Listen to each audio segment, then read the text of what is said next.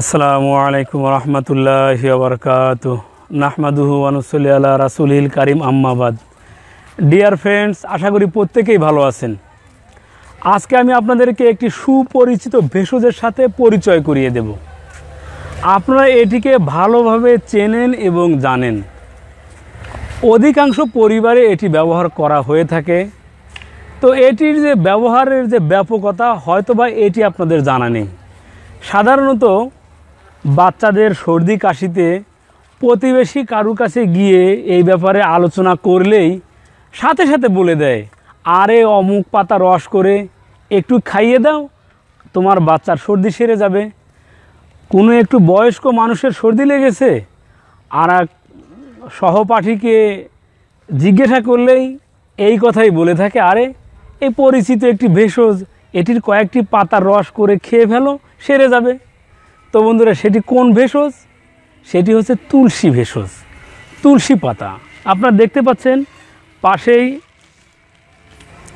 এই যে তুলসী গাছ অনেকগুলো এখানে রয়েছে, আপনারা ভালোভাবে দেখতে পাচ্ছেন। সাধারণ এটি কোনো পরিবারের বাচ্চা কাচ্চা বা ছোট শিশুদের সর্দি কাশি হলেই প্রতিবেশী কোনো দাদি, দাদা, নানা তাকে এ কথা বলার সাথে সাথেই যে কথাটি প্রথমে বলে থাকেন সেটি হচ্ছে এই তুলসী পাতা। তো কিভাবে বন্ধুরা সেবন করতে হয় আমি সেটি বলে দিচ্ছি। যদি আপনার বাচ্চা একদম খুব ছোট হয়, সে ছোট হচ্ছে একদম কয়েক মাস থেকে 2-1 বছরের মধ্যে, তো এদেরকে 2-3টি তুলসী পাতা রস করে হাফ চামচ পরিমাণ সেবন করিয়ে দিলেই ইনশাআল্লাহ সর্দি কাশি এগুলো চলে যাবে।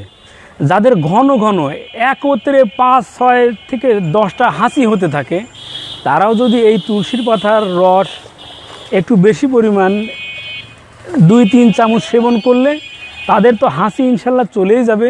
সেই সাথে সর্দি যাদের নাক দিয়ে ঝরছে, একদম এমনভাবে ঝরছে একদম তরল হয়ে বুকে একদম চাপা বেঁধে গেছে, তো তারাও যদি এই তুলসী পাতাকে রস করে বা ব্লেন্ড করে সেবন করেন, ইনশাল্লাহ আপনার সর্দি চলে যাবে।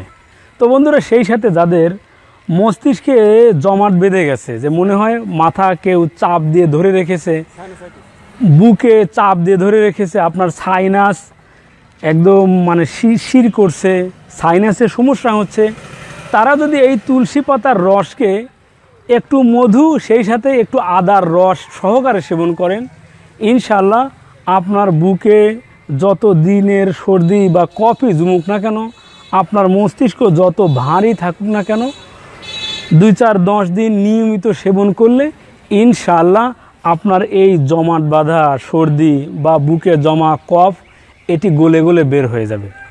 তো বন্ধুরা, আমার বলে দেওয়া নিয়মে আপনার নিয়মিত সেবন করলে ইনশাল্লাহ আপনি সহ আপনার পরিবার পরিজনের কেউ সর্দি কাশিতে আক্রান্ত হবে না।